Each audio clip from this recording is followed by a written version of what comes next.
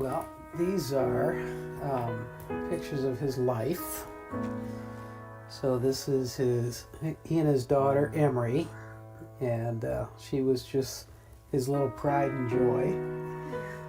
Steve and Becky Lawwell are showing you photos of their only son, Allston. He was an interesting character. He was very talented at everything he did, but you couldn't tell him. No, you could not tell him, because once you said something like, Allston, that's really good, it's like, I'm going to be expected to do that some more. And so it's almost as though he would sabotage it. But yeah, here's his siblings. Allston would have been 29 this year.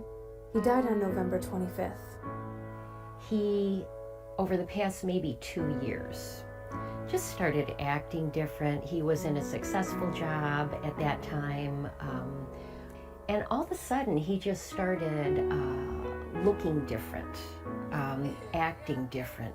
When he would come here to visit and go to the beach with the family, he was in his own world on the phone. And everybody else was having fun, and there he is, just kind of isolating himself. Yeah, we knew he was hiding something. We just didn't know what it was. Addiction. Allston's wife said he started doing cocaine, then opioids near the beginning of the pandemic. The self-prescribed medications took control of his life rapidly. Within a matter of months, the 28-year-old husband, father, and son, who had always lived with family, found himself living alone during a pandemic in Lansing. He was only communicating with his wife at that point, and she hadn't heard from him in 3 days. So on November 25th, she called me and she said, I'm very concerned about him.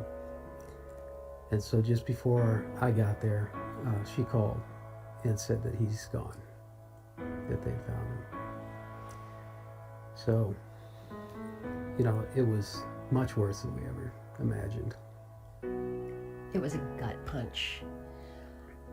I remember hearing it, that he was gone. I mean, he was the youngest of the 4 kids, and he was gone. What? This police report shows one day before Allston's death, he messaged a friend about buying 3 grams of cocaine. But according to his autopsy, it was fentanyl that led to his heart attack. Fentanyl is a synthetic opioid approved for treating severe pain. It's highly addictive, and its potency makes it extremely lethal. How lethal? According to this Sparrow Hospital's medical examiner report, fentanyl overdoses took 134 lives in mid-Michigan in 2020, far more than any other drug. And of those 134 overdoses, including Allston's, 90% were accidental. The truth is, these victims have no idea how much fentanyl they're taking and that they're about to die. But it looked like there was no intention at all. There was no note. There was a bag of Wendy's in the microwave, you know, so he was heating up his lunch. Fentanyl is popular with drug dealers because a small amount goes a long way, making it easy to transport without getting caught. Accidental overdose rates continue to rise because drug dealers are lacing their products with fentanyl in many forms. So we have a couple of different forms when it comes to fentanyl. This is fentanyl mixed in with heroin. This is liquid fentanyl. This is a combination of fentanyl as well as meth as well. Lieutenant Alexic with Tri-County Metro Narcotics confirms it's common for people not to know fentanyl is in their drug. When you're getting your drug and you think you might be buying one drug, you're getting another, you don't know what's in it.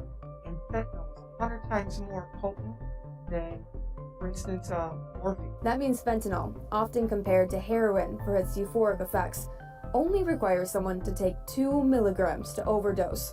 How much is 2 milligrams? Well, it's barely enough to cover Abraham Lincoln's beard on this penny. It's very, very dangerous. CDC data shows fentanyl use has been growing steadily for 10 years in the United States. Narcotics teams are working to take fentanyl off the streets. But what can be done to save lives in the meantime? I asked Dr. Ju Park, an epidemiologist at Johns Hopkins University. She conducts research on drug overdoses. Is it realistic to say that we are going to be able to take fentanyl completely out of the illegal drug market? I would say based on historical data, it's not very realistic. This approach of relying on just reducing the supply and, getting rid of drugs and saying no to drugs. That has been tried for many, many decades, and this is where we're at. Dr. Park says if people are going to take drugs, let's offer a way to be safer with them. Harm reduction. She and colleagues from Johns Hopkins Bloomberg School of Public Health and Rhode Island Hospital did a study on one major safety option. So we conducted a study that looked at, first of all, the accuracy of fentanyl test strips. They are just very simple immunoassay-based strips that rapidly tell you whether your sample of drug solution or drugs mixed in water contains fentanyl. And we found that these tests were 98% accurate in detecting fentanyl in solutions. That means if some victims, like Allston, had used these strips and known the amount of fentanyl in their drug was unsafe, they may have, throw away that drug, or maybe they decide to use slower than they usually do, or reduce the amount, or ask their friend to help them if they are to overdose, to help revive them with naloxone. Fentanyl strips are a legal option in Michigan. Currently, they're limited in supply. Your best bet at finding them are at harm reduction programs. It can be a point of entry for people who are interested in treatment or talking to someone to address their mental health. As for Allston, the boy who always chose for himself what path he would follow, Steve and Becky hope hearing his story can help another struggling person out there. They take solace in saying they know they'll see their son in heaven again soon. We came across the rest of his senior picture proofs, and when I showed Steve this, it was almost like he just wanted this framed. And it's Allston on a train track, almost like, I'll see you later. I'm on my way. That's Allston on the rails. That was our hope, that he would stay on the rails.